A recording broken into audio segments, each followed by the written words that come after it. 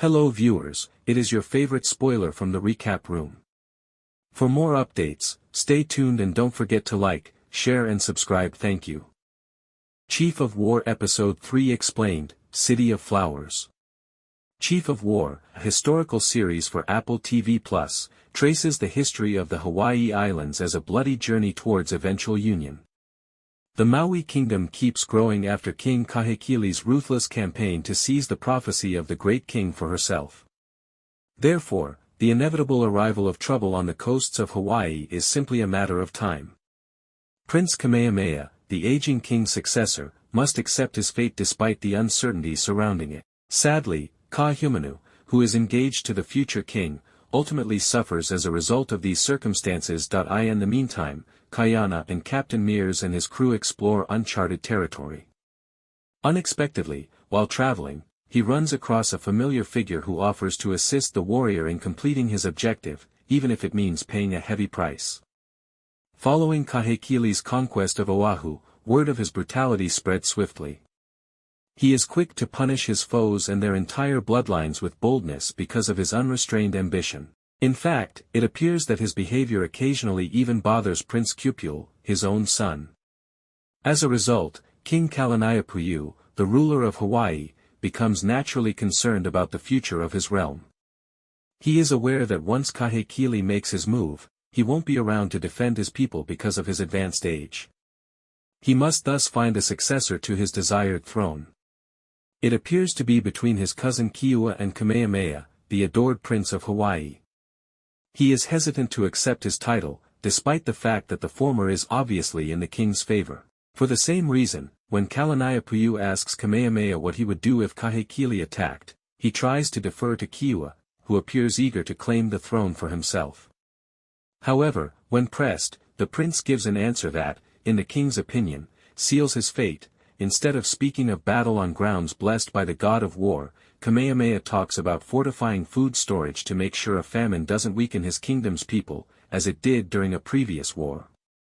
Kamehameha continues to sail with Meares and his crew in the weeks following his unintentional departure from the islands. He even befriends Tony, with whom he learns the skill of weapons and firearms and practices some English.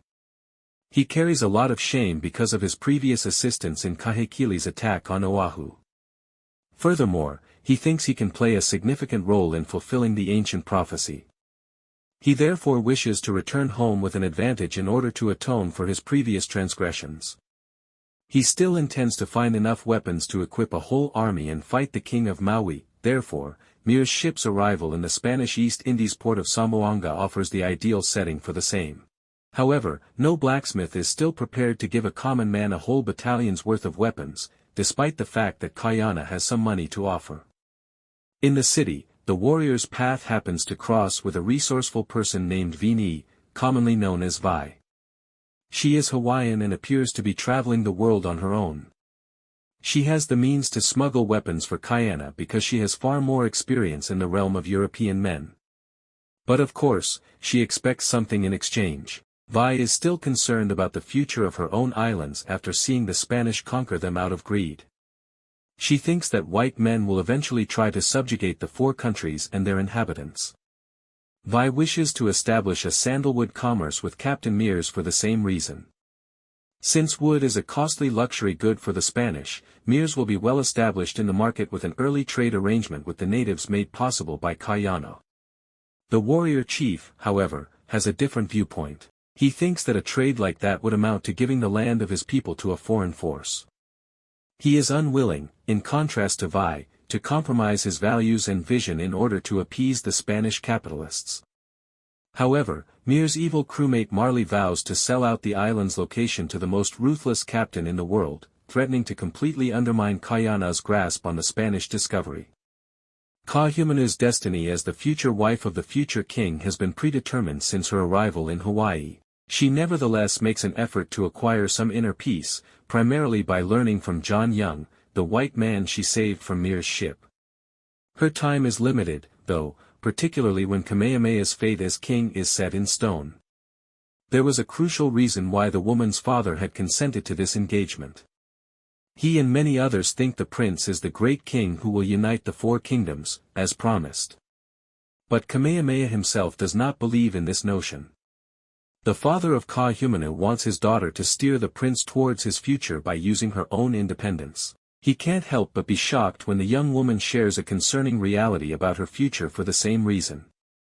Kahekili tells her father that she is destined to have no children for Kamehameha after hearing the prophetess' words. She thinks the future king will take another bride after realizing the same thing, leaving her future empty. Her father, however, persuades her not to tell her prospective spouse this important information. Ultimately, both the wedding and the wedding night happen. Nevertheless, the new princess keeps the secret of her own predetermined fate as the Kamehameha and the rest of the country wait for the birth of an heir. Thanks for watching, stay tuned for more updates.